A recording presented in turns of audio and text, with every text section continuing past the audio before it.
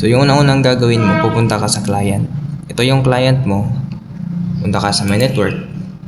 Punta ka sa may change adapter options. So sa may internet, click mo to. Right click, properties, version 4. At saka dito, gagawin mo tong static. So ikaw yung mismo ang gagawa or magbibigay ng IP address.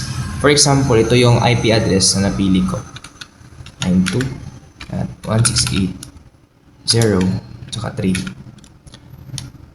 3, that means ito yung host number ng ating client.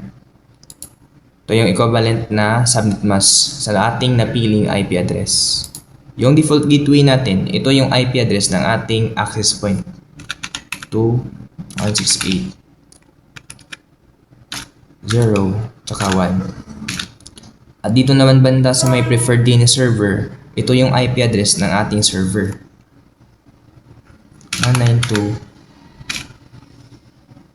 192.168.0.2.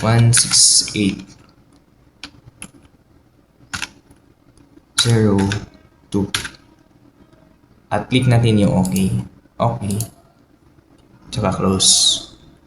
Next natin gagawin, pupunta tayo sa my network and sharing center. At tayo sa my change advanced sharing settings. Turn on lang natin to. Turn on.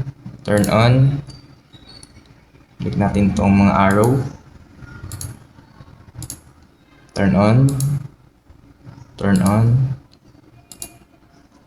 Dito banda, turn on. Except for password protected sharing, di dapat natin i-turn on to. Saka save settings.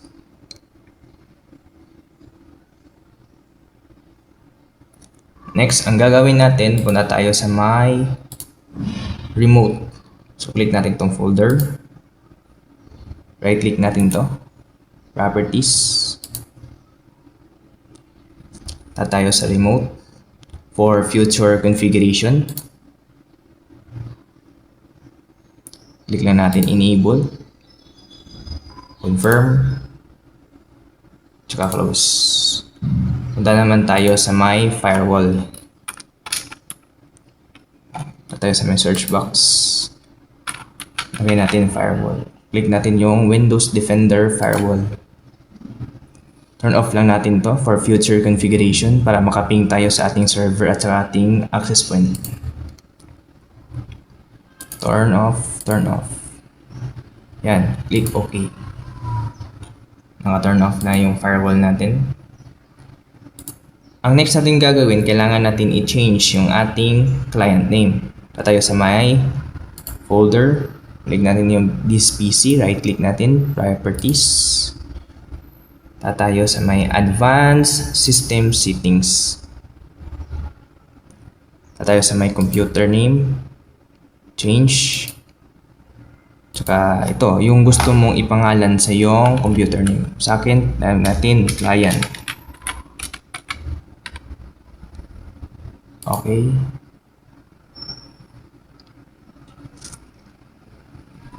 Okay. Close. Restart now.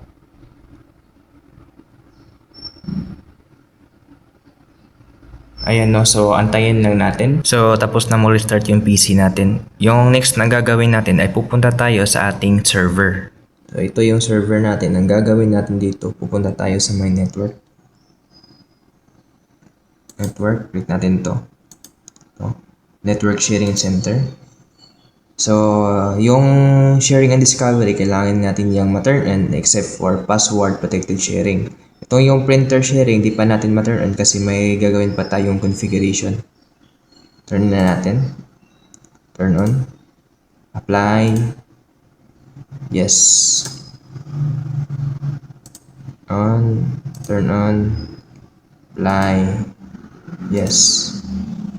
At saka itong password protected sharing, turn off lang natin. Apply.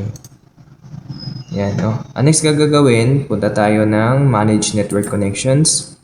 Right click natin tong Local Area Connection. Properties. Punta tayo sa version 4. gagawin natin tong static. So, tayo mismo yung magbibigay o maglalagay ng IP address. Yung IP address na napili natin for our server is 192.168.0 tsaka 2. Yung equivalent na subnet mask niya ay 255.255.255.0. Yung default gateway, ito yung IP address ng ating access point.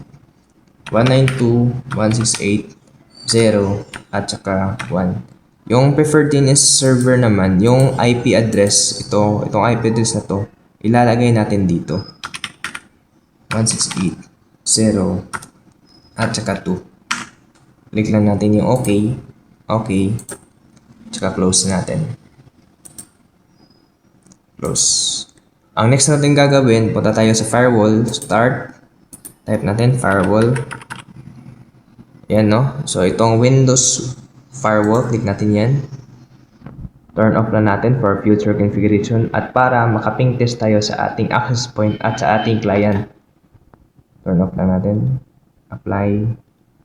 Okay. Close lang natin. Ayan. Ang next na gagawin natin, punta tayo sa start. Right click natin yung computer. Properties tayo. Punta tayo sa my change settings. Tayo sa my computer name, change, para ma-change natin, depende sa inyo kung ano yung ipapangalan sa computer name nyo. Sa akin, server lang muna. Click natin yung OK. Antay lang tayo. Click natin yung OK. Close, at saka restart na. Antay lang tayo, bumalik ulit. So ayan, nakabalik na yung server or na-restart na. Ang gagawin natin, click natin yung Windows key at saka plus R. Sa keyboard natin, hold na natin yung Windows key ito at saka R. Pag na-press mo na yung Windows key at saka plus R, lalabas yung run. Type natin dito yung DC promo. DC promo. Yan, no? DC promo. Click na natin yung enter or OK. Pag na-click natin yung OK, click lang natin ulit yung next. Click natin yung next. At gagawa tayo ng domain. Create tayo ng domain. Next. Dito banda, depende yan kung ano yung domain na ipapangalan mo. Sa akin, testda.com. Ayan, testda.com. Mostly, bawat domain name mayroong .com. Kaya click na natin yung next, nagawa natin yung domain name, click natin next.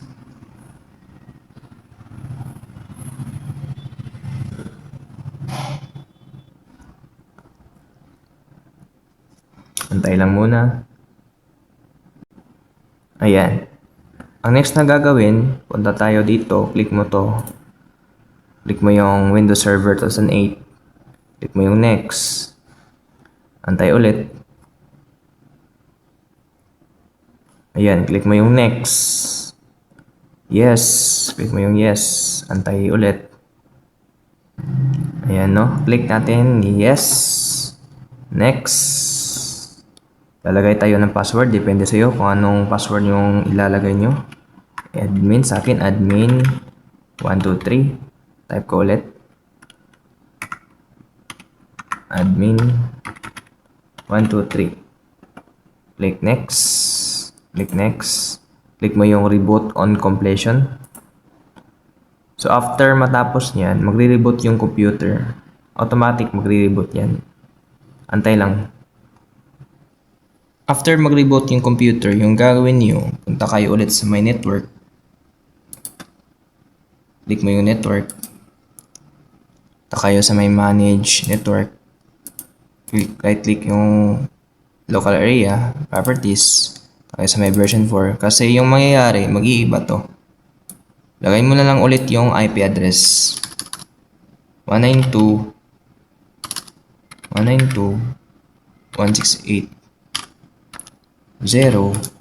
at saka 2. Ayan.